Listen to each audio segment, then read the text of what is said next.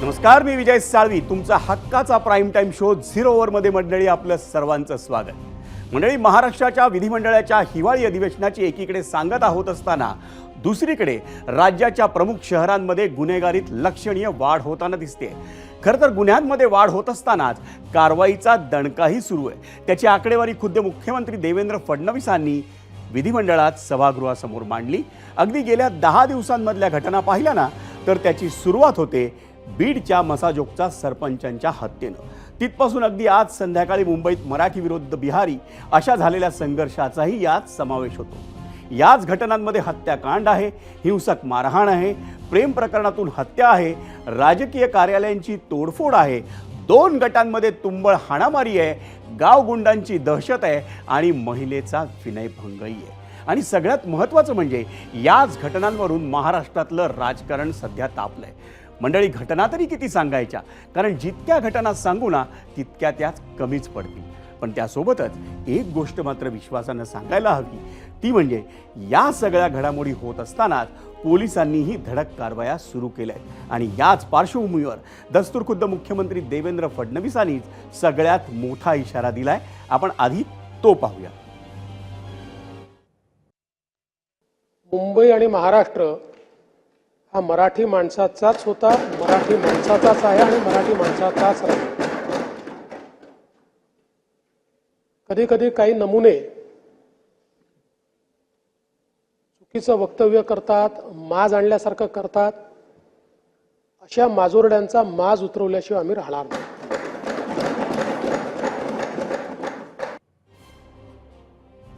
आणि मंडळी, राज्यातल्या वाढत्या गुन्हेगारी घटनांच्या पार्श्वभूमीशीच निगडित आहे आमचा आजचा 0 ओव्हरमधला पहिला प्रश्न. आणि तो पाहण्यासाठी जाऊयात पोल सेंटरला.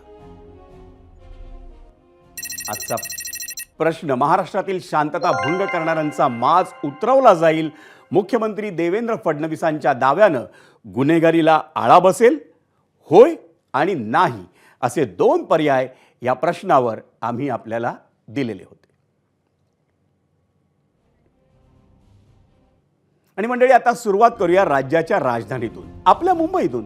गेल्या 24 तासांमध्ये मुंबई आणि आसपासच्या शहरांमध्ये मिळून मराठी अमराठी वादाच्या 1-2 नाही तर 3 घटना घडल्या आहेत. त्यातली पहिली घटना आहे ही कल्याणमधली.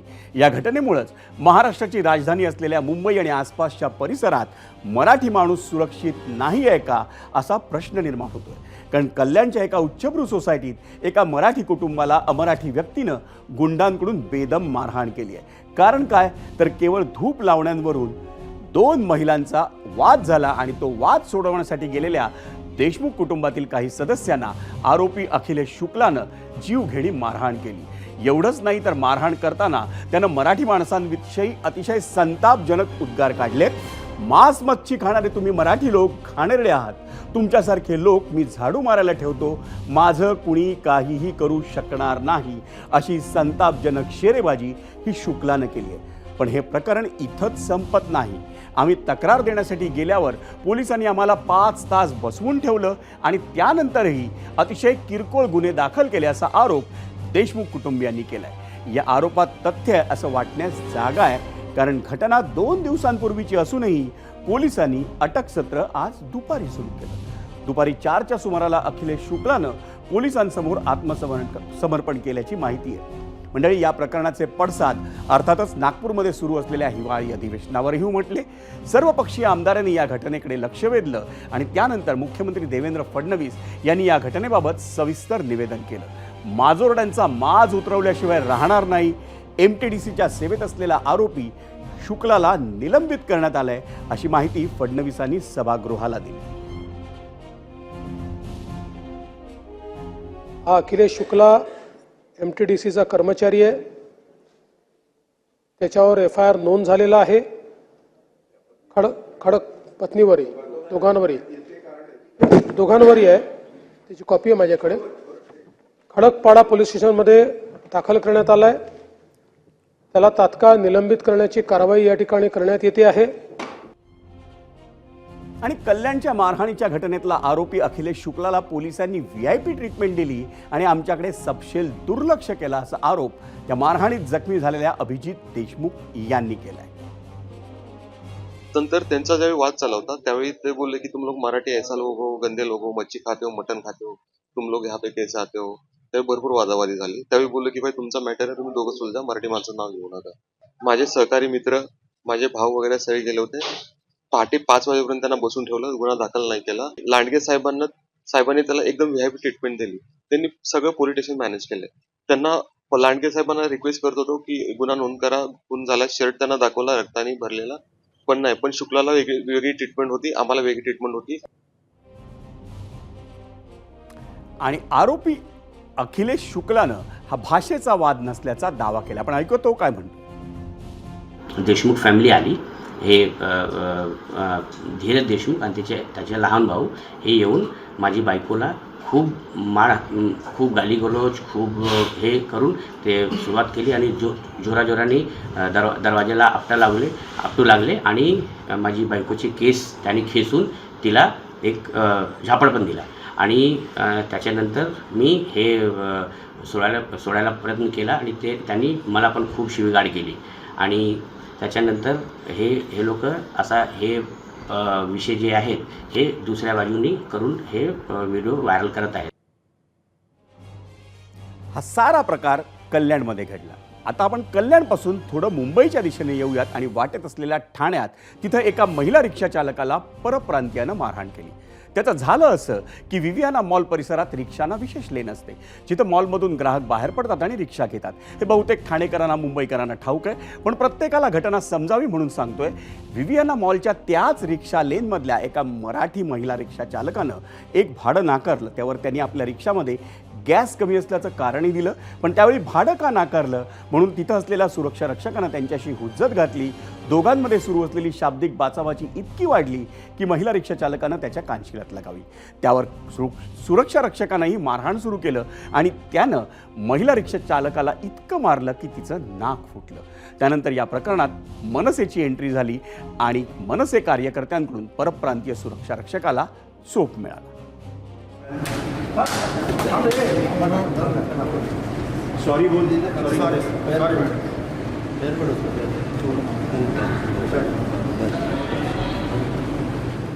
सॉरी तुमने कंप्लेंट करना कि मारना है उसको.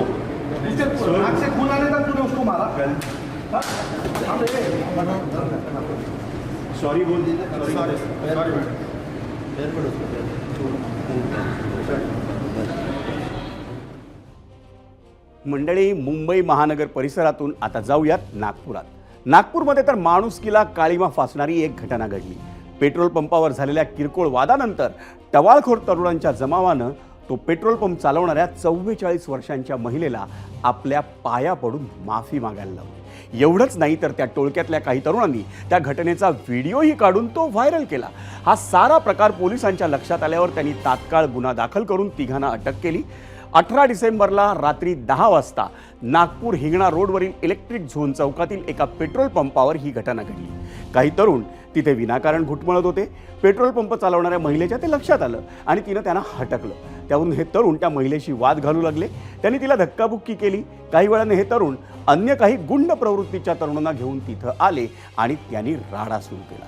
जमावाचं नेतृत्व राजेश मिश्रा नावाचा स्थानिक गुंड करत होता. ज्या तरुणांशी तू वाद घातला त्यांच्या पायावर लोटांगण घालून माफी माग असं तो म्हणू लागला. रात्रीची वेळ आणि गुंडांची संख्या लक्षात घेऊन महिलेनं पाया पडून त्यांची माफी मागितली आणि त्यानंतर त्या तरुणांनी घटनेचा व्हिडिओ हा व्हायरल केला. मुळात स्वतःची चूक असतानाही एका महिलेशी असं वर्तन करण्याबाबत माफी असू शकत नाही. या तरुणांनी केलं तो गंभीर गुन्हा तर आहेच, पण स्वावलंबित्व जपत आपल्या पायावर उभ्या राहणाऱ्या महिला काही पुरुषांना आजही डोळ्यात खूपतात का, यावरही आपण समाज म्हणून विचार केला पाहिजे.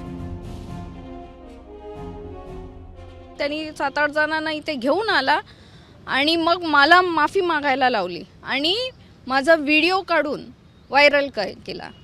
त्यांनी तसंच केलं. त्यांनी व्हिडिओ काढला आणि मग मी प्रसंगाची वेळ साधून मी त्यातल्या एकाचा मोबाईल धरला आणि मी तसंच पोलिसांना कंप्लेंट टाकली होती म्हणून मला त्यांच्याशी वेळ साधून घ्यायची होती. तर त्याच ह्याच्यात मी त्यातल्या एकाचा मोबाईल हिसकावून घेतला. आता हिसकावून घेतल्यानंतर तो पुढे काही करू नाही शकला. मंडळी, नागपूरनंतर आपण वळूयात बारामतीच्या घटनेकडे. मुलीशी बोलण्याच्या रागातून एका 23 वर्षांच्या तरुणावर कोयत्यानं अनेक वार करून त्याची निर्घृण हत्या करण्यात आली आहे. ही घटना बारामतीच्या प्रगतीनगर भागात घडली. अनिकेत सदाशिव गजाकस असं मृत तरुणाचं नाव आहे. तरुणांमध्ये हिंसेचं प्रमाण वाढत चाललंय. हिंदी आणि दाक्षिणात्य चित्रपटांमधून आणि खास करून सध्या वेबसिरीजमधून प्रचंड हिंसा दाखवण्यात येते. त्यामुळे हिंसेचं गांभीर्य नकळत कमी होत जातं असं अनेक मानसोपचार तज्ज्ञांचं मत आहे. दुसरी महत्त्वाची बाब म्हणजे मला राग आला म्हणजे हिंसक कृत्य करायचा जणू परवानाच मिळाला असा चुकीचा समज अनेक तरुणांचा होतोय. त्यामुळे प्रश्न पडतो की कुटुंब, शाळा, कॉलेज आणि मित्रपरिवार यांच्याकडून या तरुणांना योग्य मार्गदर्शन होतंय का? या तरुणांच्या मनावर सतत नकारात्मक गोष्टी बिंबवल्या जात असतील तर त्यांची तीव्रता कमी करण्यासाठी सकारात्मक गोष्टी घडतायत का, याचं उत्तर आपण प्रत्येकानंच शोधलं पाहिजे.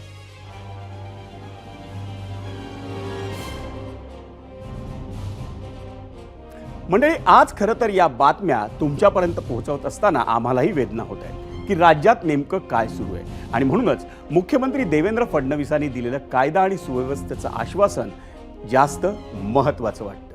जसं मी सुरुवातीलाच सांगितलं होतं की राज्यातल्या गेल्या 10 दिवसांमधल्या गुन्ह्यांची चर्चा करायची झाली तर त्यात सर्वात चिंताजनक आहे ते बीड जिल्ह्यातील मसाजोगचे सरपंच संतोष देशमुख यांची झालेली हत्या आणि ते प्रकरण. या हत्या प्रकरणातील सर्व आरोपींवर कलम 302 सह मकोकाचा गुन्हा दाखल करण्यात येणार असल्याची घोषणा मुख्यमंत्री देवेंद्र फडणवीसांनी केली आहे. बीडचे पोलीस अधीक्षक अविनाश बरगळ यांचीही बदली करण्यात आली आहे. पोलीस महानिरीक्षकांच्या अध्यक्षतेखाली SITची स्थापना करण्यासोबतच न्यायालयीन चौकशीची घोषणाही मुख्यमंत्र्यांनी केली. बीड जिल्ह्यात कायदा सुव्यवस्थेची पाळंमुळं खोदण्यात येतील असंही मुख्यमंत्री म्हणाले. आरोपी वाल्मिक कराड हा एका गुन्ह्यात सहभागी असल्याचं दिसतंच आहे, पण दुसऱ्यातही त्याचा सहभाग तपासू असं जाहीर करतानाच वाल्मिक कराडवर कारवाई होणारच असं मुख्यमंत्री म्हणालेत. सरपंच संतोष देशमुखांच्या कुटुंबियांना 10 लाख रुपयांची मदत करण्यात आली आहे.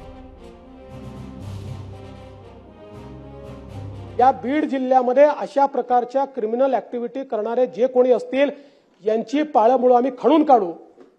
आणि यांच्यावर तर मी सांगितलेलं आहे, कारण सगळ्यांवर गुन्हे आहेत, त्यामुळे 302 वगैरे सगळं तर लागेलच, पण सोबत यांच्या सोबत काम करणारे जेवढे लोक आहेत वेगवेगळ्या गुन्ह्यांमध्ये, हे सगळे एकत्रितपणे मकोकाच्या गुन्ह्याला पात्र होतात.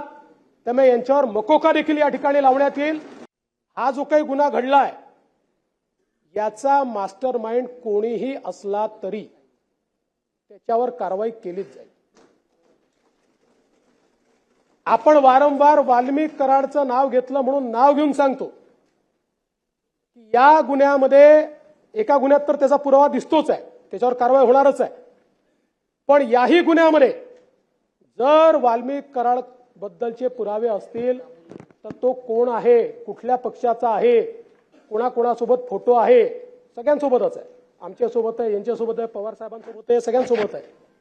कोणासोबत फोटो आहे याचा विचार न करता कारवाई केली जाईल. IG लेवल अधिकारी यांच्या अंतर्गत SIT तयार केलेली आहे. ती SIT या प्रकरणाची पूर्ण चौकशी करेल. आणि दुसरीकडे, कारण शेवटी SIT चौकशी करताना गुन्ह्याच्या अनुषंगाने करते, इकोसिस्टीमच्या अनुषंगाने चौकशी झाली पाहिजे, म्हणून न्यायालयीन चौकशी देखील या संपूर्ण प्रकरणाची या ठिकाणी केली जाईल.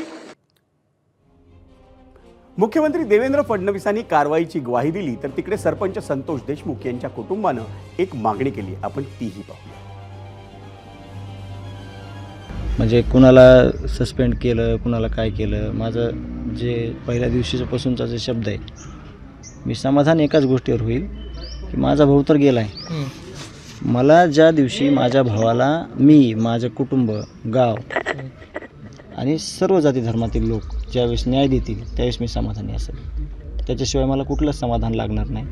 आणि त्यांनी जी कारवाई केली, त्याची तपास लावला आहे, त्याच्यामधून त्यांनी माझी जी आत्ताची मागणी आहे जे समाधानाची, की ह्या लोकांना सगळ्यांना अटक करून ह्यांना फाशीची शिक्षा दिली पाहिजे, मगच मी तुम्हाला सांगेल की मी समाधानी आहे का नाही. की काम चालू आहे त्यांचं, त्यांनी SIT स्थापन केली आहे, त्यांचे स्पेशल पथकं नेमणूक झालेली आहे. पण आज म्हणतो आहे की उद्या संध्याकाळपर्यंत बाकीचे आरोपी अटक करा. आणि या संपूर्ण प्रकरणात विरोधी पक्षांमधून जितेंद्र आव्हाडांनी काही गंभीर आरोप केलेत, तर 3 दिवसांपासून हिवाळी अधिवेशनाकडे न फिरकणाऱ्या धनंजय मुंडेंनी अखेर या प्रकरणावर आपलं मौन सोडलं. आम्ही कोणालाही सोडणार नाही. तुम्ही वाल्मिक कराडला मोकळं सोडून टाकलं, त्याला सांगितलं का आम्ही 302चा आरोपी करणार आहोत. ज्या खंडणीतनं ही हत्या झाली ती खंडणी मागितलीच आहे वाल्मिक कराडनी. जर वाल्मिक कराड हा मुख्य आरोपी आहे तर त्याला वाचवण्याचं काम कशासाठी? आणि स्वतः मंत्री मोदी ताठ मानेने येऊन जगाला सांगतायत की वाल्मिक कराड माझा खास माणूस आहे. हे आम्ही नाही सांगत ना, टी व्हीवरती स्वतः धनंजय मुंडे येऊन सांगतायत. महाराष्ट्राची आज फसवणूक झाली. मी सुरुवातीपासून म्हणतोय की हे व्यवहारातनं झालेलं भांडण आहे, ज्यातनं अतिशय निर्गुण हत्या ही संतोष देशमुखांची झाली आणि अशा प्रकारे हत्या झाली आहे की त्याचं समर्थन कोणीच करू शकत नाही. हे बघा, या घटनेमध्ये ज्यांनी कुणी या आरोपींनी जशा पद्धतीने संतोष देशमुखांची हत्या केलेली आहे त्यांना फाशी झाली पाहिजे, ही माझी स्पष्ट भूमिका. एबीपी माझा, उघडा डोळे बघा नीट.